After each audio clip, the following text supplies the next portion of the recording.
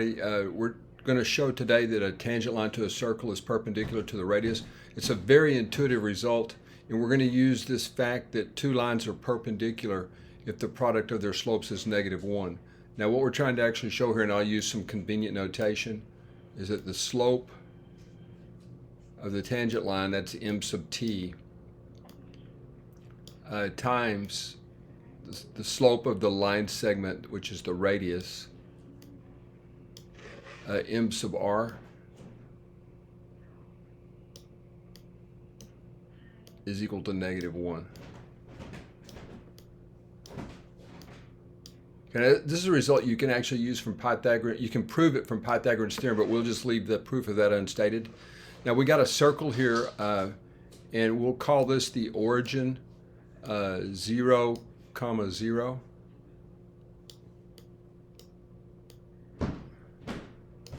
All right, and then the point of tangent C, we'll just use the standard letters here, x, y.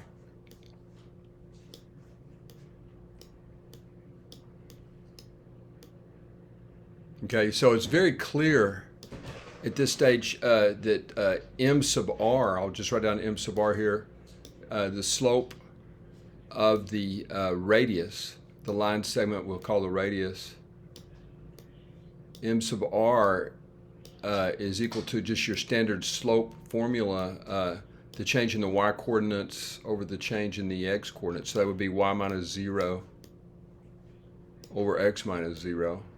The zeros and the zeros come in from the origin, of course. That's one of the points, a valid point. That's the origin of the Cartesian plane.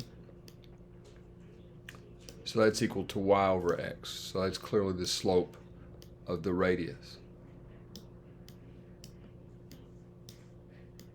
Okay. Now, there's a result here. Now, we're taking r here to be a constant, of course. So this r is a constant. There's a result called implicit differentiation, where we can differentiate this, both sides of this expression. We'll do that on the next line here. So if you differentiate this object right here, which is the equation of the circle, with respect to x, you get this statement right here. Okay, again, the derivative of x squared is 2x. Now what we assume here in this implicit differentiation is that y is a function of x. So this part right here would be the chain rule. Let me come down a little bit further. This part right here is a result of the chain rule, actually, if you want to look into a little bit into implicit differentiation. That's a consequence of the chain rule.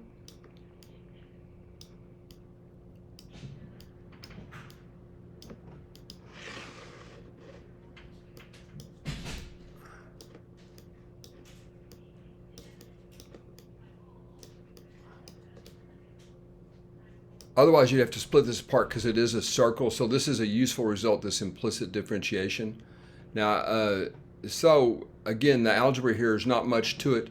If you subtract 2x from both sides and divide by 2, you get y prime isolated as minus x over y. But notice that that is going to be equal to, that's what calculus does. It measures, it finds slopes of tangent lines. So this would be m sub t in the notation that we chose up here. M sub t times m sub r. Now m sub r is y over x, and m sub t is, we've seen down here, is equal to minus x over y. So what we get, I'm trying to keep this all on one screen, what we get is m sub t, well, I'll just write it down. You get y over x,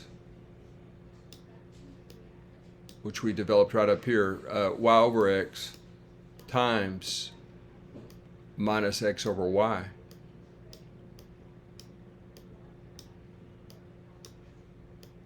Certainly everything cancels out here, and we're left with -1. Okay, and again, that's the product of m sub t and m sub r. Here's your m sub t, and here's your m sub r. And so that completes the proof, folks, and that's the powerful result, implicit differentiation from calculus. otherwise you would have to break it up into two separate functions, but you can treat it as sort of like a continuous function. And notice there's some interesting results right here. Like, for example, you would have a vertical tangent line right here. You would have a vertical tangent line at this point 1, 0. But notice that's consistent with having, you see, if you take a look at this expression right here and you do limit as x approaches 0, excuse me, yeah, is vertical, yeah, vertical as x approaches 0 of y over x is going to equal to infinity, right? But that's the slope, if you want to think of the slope of a vertical tangent line as being infinite, which makes sense. That's consistent here. And similarly down here, you would get horizontal tangent lines. Here, if you would have a horizontal tangent line, and so the limit as y, no, I got this wrong, didn't I? No, this is correct. The limit is x approaches 0 of, oh, I'm doing the wrong one, aren't I? I'm doing the wrong one. Let's see here. So that would be, this right here would be the tangent line derivative. So I'm sorry, this would be, let me erase that. This piece right here would be, I'm talking about these tangent lines moving and moving and moving. So this would be minus x over y, sorry. So this would be minus x over y right here. You know, I'm not able to get this pen working again. Let's see.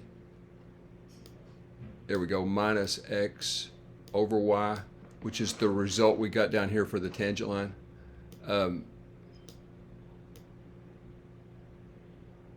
Okay, and that would be as y is approaching 0, right? So let me see if I can erase this, if I get lucky here.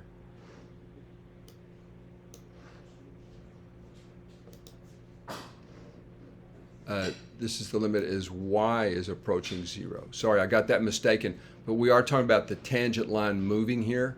So the limit is as y approaches 0 would be infinity, which is consistent with the interpretation of a vertical tangent line, and something similar right here. If you have the limit, right here on this one, if you have the limit as x approaches 0, as x approaches 0 of minus x over y. You don't have to think of a limit so much, I guess, but I think it's more important to think of a limit when you're doing this vertical tangent line. But just, I believe we're doing it correctly here. So that would be equal to 0, right? And that's consistent with the slope of this tangent line down here, okay, or at the top. Okay, y'all, but anyway, here's what we set out to prove is that the line that passes through the radius has a slope of y over x, and the line that is tangent to the point has a slope of minus x over y. And their product is -1, so they're always going to be perpendicular. It's very intuitive if you just draw a circle and you know it's just going to touch it at one spot, but this is a calculus proof of that result. Hope you enjoyed.